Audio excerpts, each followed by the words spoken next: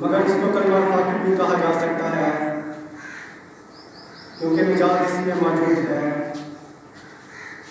لیکن یسوع مسیح نے کہا میرے ساتھ آج ہی تو یہ ایک فیلوشپ، رفاقت اور خداوند کے ساتھ رہنے کی طرف اشارہ بلکہ یہ نیند دہانی کرائی جاتی ہے۔ یقینی طور پر خداوند کے ساتھ رفاقت رکھنے کے لیے، خدا کے ساتھ فیلوشپ رکھنے کے لیے، گناہوں سے چھٹکارا حاصل کیے بغیر کوئی خداوند یسوع مسیح کے پاس جا نہیں سکتا، ان کے ساتھ رہ نہیں سکتا، اس لیے کہ یسوع مسیح پاک ہے، خداوند جیسے پاک ہے یسوع مسیح بھی ویسے ہی پاک ہیں۔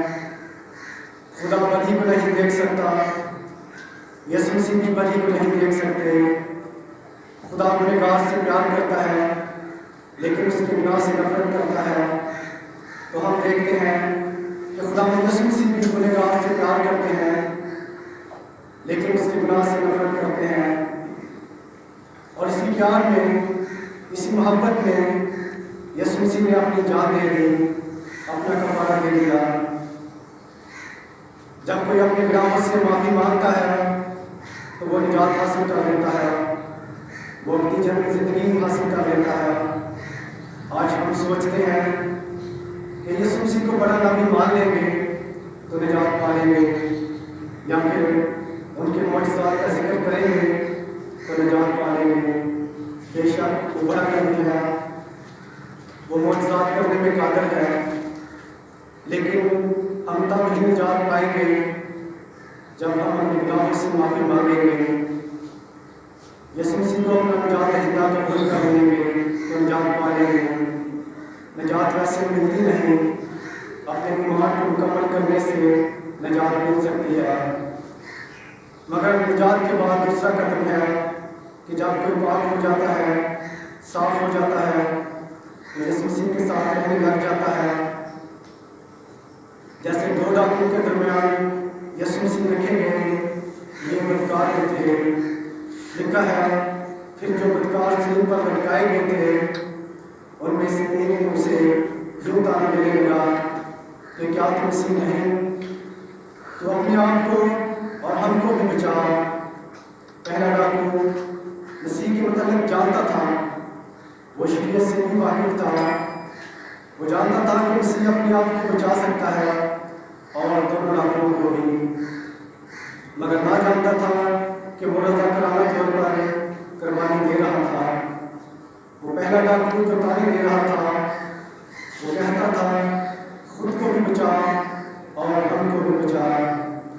وہ اس بات سے ناواقف تھا، انسانی طور پر لاعلم تھا کہ یسوع مسیح کی قربانی ایک الہی انتظام ہے، یہ خدا کے ایک منصوبے کے مطابق ہے، یہ خدا کے اصل انتظام میں شامل ہے۔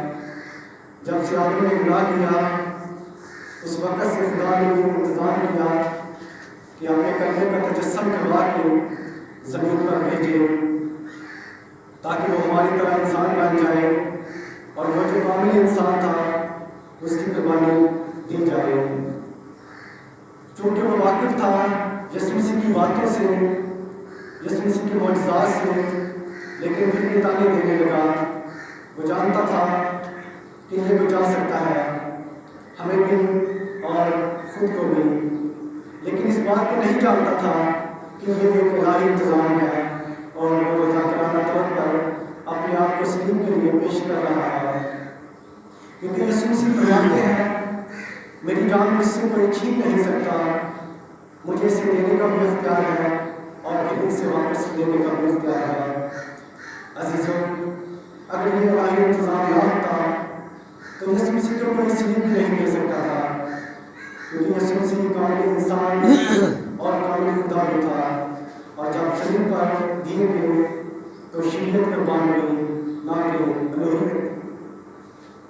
خدا کو کوئی صلیب نہیں دے سکتا، کیونکہ خدا اور انسان میں جو فرق ہے وہ خالق اور مخلوق کا فرق ہے۔ مخلوق کی کیا جرت ہے، کیا اوقات ہے کہ وہ خالق کو صلیب دے۔ یسوع مسیح کی الوہیت وہ صلیب نہیں دی گئی، بلکہ صرف اور صرف بشریت کو، کیونکہ وہ فرماتے ہیں کہ تم میں سے کون میرے اندر گناہ ثابت کر سکتا ہے۔ پوری تاریخ میں ہم دیکھتے ہیں کہ کسی نبی نے، کسی اولیاء نے، کسی پیغمبر نے یا کسی پاک ہستی نے ایسی بات نہیں کہی کہ تم میں سے کون میرے اندر گناہ ثابت کر سکتا ہے۔ بہت سارے نبی اپنے گناہوں کی معافی مانگتے پھرتے ہیں۔ جب ہم اپنے گناہوں سے معافی مانگتے ہیں، یسوع مسیح کو اپنا نجات دہندہ قبول کر لیتے ہیں تو نجات پا لیتے ہیں۔ نجات ویسے ملتی نہیں، اپنے ایمان کو مکمل کرنے سے ہی نجات مل سکتی ہے، مگر جب نجات پا لیتے ہیں تو دوسرا قدم ہے یسوع مسیح کے ساتھ رہنے لگ جاتے ہیں۔ جیسے دو ڈاکوؤں کے درمیان یسوع مسیح رکھے گئے، یہ بدکار بھی تھے۔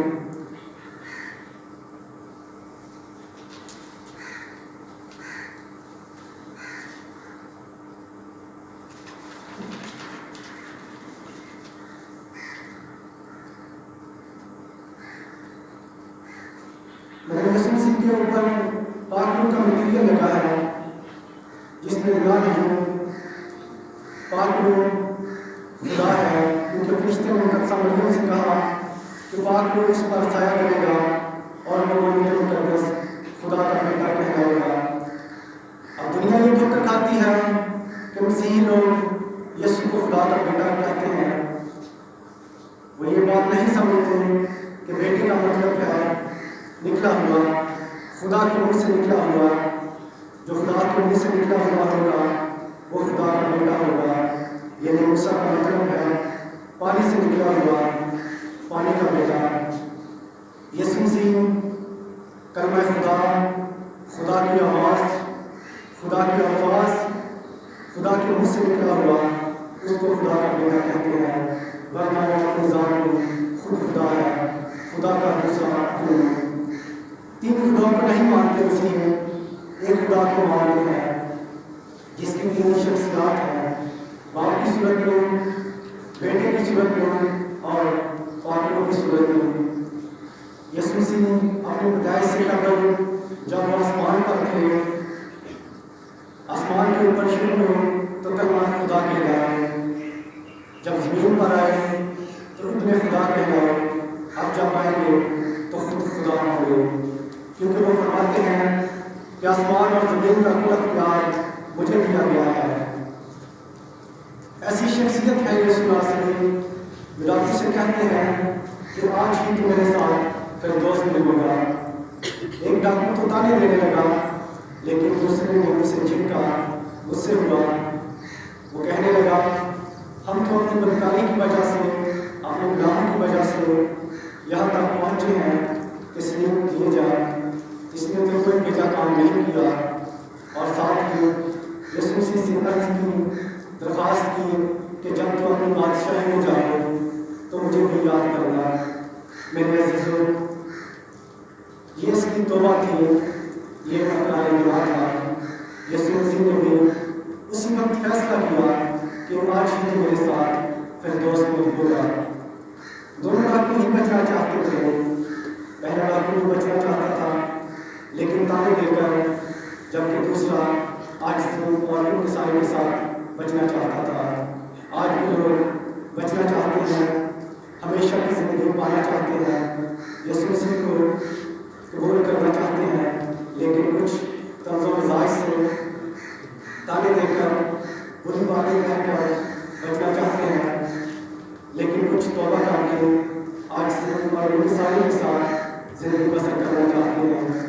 قبولیت اسی کی ہوگی جو عاجزی کے ساتھ اقرار کرے گا۔ آج بھی لوگ خدا سے گلے شکوے کرتے ہیں، تانے دیتے ہیں، دعا میں بھی گلے شکوے کرتے ہیں کہ ہم نے خدا سے یہ دعا مانگی، ہم نے خدا سے وہ دعا مانگی، خدا ہماری دعا نہیں سنتا ہے۔ خیال یہ کر رہے ہوتے ہیں کہ ہمارے کام بھی ہو جائیں، ہمارے گناہ بھی معاف ہو جائیں، ہمیں برکات بھی مل جائیں اور ہم اپنی مرضیاں بھی کرتے رہیں۔ ایسا کبھی نہیں ہوگا۔ آج سے اور انکساری اور دعا میں زندگی بنائیں، اور پھر خدا یسوع مسیح کہے گا کہ कि आज ही तू मेरे साथ फिरदौस में होगा। मेरे अजीज बहनों भाइयों, आज ही निजात का दिन है, आज ही ये कहने का दिन है कि खुदा मैं तेरे कदमों में आता हूँ, मैं अपने गुनाहों का इकरार करता हूँ और मैं तुझे अपना बादशाह कबूल करता हूँ। यीशु मसीह भी इसी वक्त आपके गुनाह माफ करेगा और कहेगा कि आज ही तू मेरे साथ फिरदौस में होगा। और जब आप इस फानी दुनिया को छोड़ेंगे उस वक्त आपकी फिरदौस में चली जाएगी, लेकिन इस वक्त आपकी यीशु के साथ रफ़ाकत में, फेलोशिप में और गुरबत में आ जाएंगे और फिर वो आपकी भी हिफाजत करेगा और आपके खानदान में आपके रोटी और पानी पर बरकत होगी और आपके अंदर से बीमारी जाती रहेगी। आप